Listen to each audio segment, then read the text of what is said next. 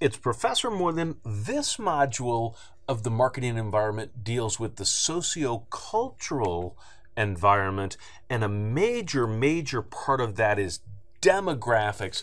Demographics is the statistical analysis of a population and the components of that population. Now, demographics are the basis for any market. Demographic characteristics relate to buying behavior, and those cohorts, those demographic cohorts, have their own needs, values, and consumption patterns. Demographic analysis looks at people according to various components, especially age, gender, ethnicity, marital status, and household income. And we're going to focus largely on age and ethnicity. Demographers, and that's the name for people who do demographic analysis, demographers group people together by age in generational cohorts or generations.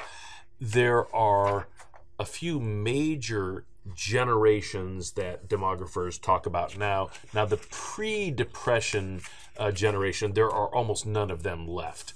Depression, baby boom, Generation X, millennials, also known as echo boomers or Generation Y, and Generation Z. And let's take those from the newest generation, the youngest, and then go back in time. Starting with Generation Z, those are people born between 1995 and 2014. Generation Z, also known as Generation C, the net generation. Obviously, these are consumers who are very computer savvy because they've had computers all their entire life. And so these people are very comfortable with computers. They're very comfortable with social media. And as a result, marketers use social media extensively to try to get to this generation. There's a lot more marketing to younger people than ever before, and the major reason is you're able to.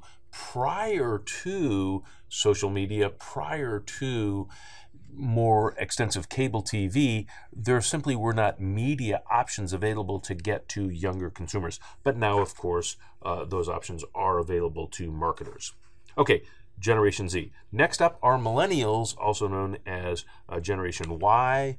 These are people that are born between 1979 and 1994. By the way, these age buckets are somewhat by consensus. They are not absolute, but they're somewhat by consensus. So millennials born between 1979 and 1994, these have now surpassed the population of baby boomers. So this generation is bigger than the baby boom generation. There's really two subsets here. There's young Gen Y. Those are just entering young adulthood. And then there's their older cohorts. There's the old Gen Y. They've got established careers and have started families. Gen Yers are expected to have at least as high an education level as the previous generation. They're very heavy into technology use. They're very much into culture, pop culture, and music, and they're much more tolerant than earlier generations. So we're going back in time. There was Gen Z, there's millennials or Gen Y. Before them came Generation X. Those are born between 1965 and 1978. They're independent, resilient, adaptable, cautious, and skeptical. Now, Gen X is smaller than other generations. They're highly educated, more college attendance and graduates than previous generations. Now we're starting to see much more of the emergence of women. 20% of Gen X women earn more than their spouses. They're more diverse and open to diversity than previous generations. The generation before them was the baby boom generation. Now, the baby boom generation, these are people born between 1946 and 1964. There was a disproportionately large birth rate during these years, and that's why they were called that's why that was called the baby boom, and that's why these people were called baby boomers. If you look at this graph, these are births per 1,000. So you see that between the mid 40s and the early 60s, much higher birth rates than had been before, and higher birth rates than there were after, and hence the term the baby boom, and hence the term for this generation, baby boomers. Now, compared to prior generations, baby boomers have higher income and higher education, are more tech savvy, and now that the older baby boom generation people are retiring, they're defining retirement differently. They're not sitting in their rocking chairs. Boomers represent a very strong market for anti-aging products, travel, and financial services, but they don't want to be insulted. They're often alienated by overly youth-oriented appeal in ads. There are some stereotypes about baby boomers that are wrong, and so marketers have to look beyond those stereotypes. Stereotypes like boomers all have the same values and outlook, boomers are self-centered, boomers are not tech savvy, boomers are married empty nesties who are downsizing, boomers are all retiring early and wealthy. None of those things are true, but those stereotypes do tend to persist.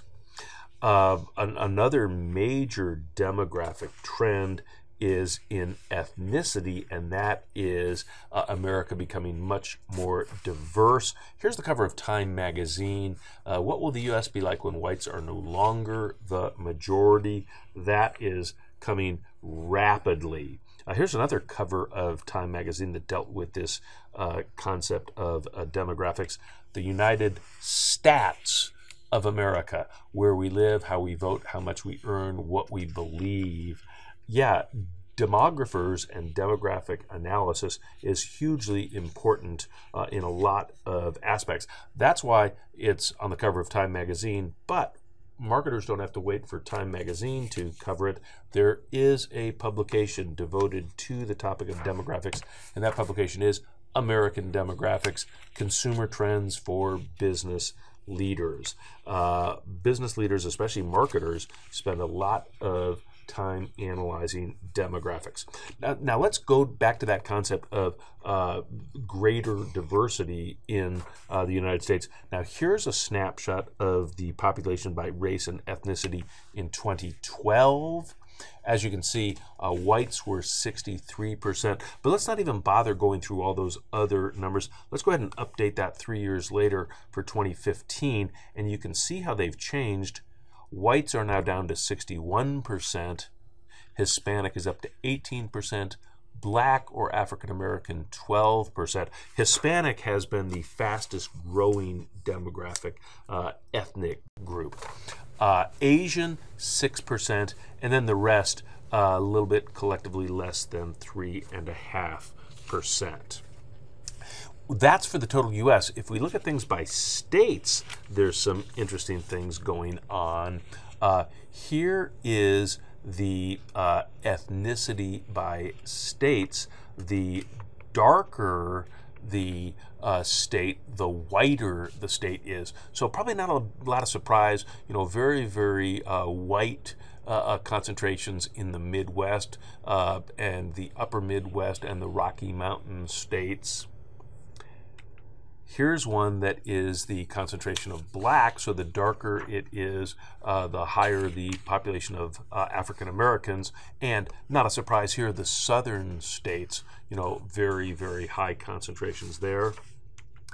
And here is Hispanic, and the darker it is, the more heavily Hispanic the state is, and no surprise at all here, the Southwest, California, Nevada, Arizona, New Mexico, Texas, that all border Mexico, so much higher concentrations of Mexican-American Hispanics in those states. In fact, Hispanic population growth, as I said a moment ago, has been the largest ethnic demographic trend. This shows the population, the U.S. Hispanic population in millions from 1970 through 2014, increased by a factor of more than 5.5, up to more than 56 million Hispanics in the United States now. There's a huge misconception that Hispanics are all only Spanish speaking. That's not true at all. The percent of Hispanics who speak English well is 68% for the entire Hispanic population in the United States. Now, those that are U.S. born, that jumps up to 89%. Those that are foreign born, that is at 34%.